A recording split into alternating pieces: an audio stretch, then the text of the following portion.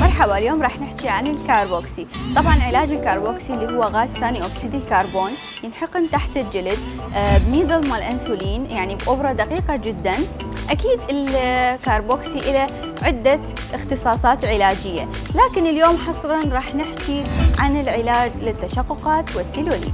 طبعا الكاربوكسي هو علاج وقائي تجميلي بدون عمليات جراحية أو تأثيرات جانبية مستقبلا أو بالوقت الحالي.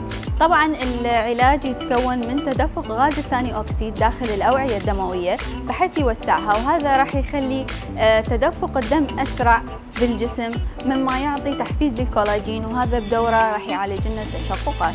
وأيضا يعتبر الكاربوكسي معالج ممتاز لتحفيز الكولاجين مما ينطي شد للجلد، وأيضا معالجة السيلوليت المسمات بقشر البرتقال.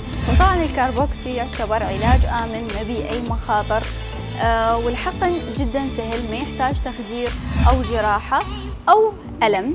وأكيد الكاربوكسي بعدة اختصاصات ثانية لتحت العين وللبشرة، وهواية اختصاصات ثانية أكيد حتشوفوها في فيديوهات ثانية.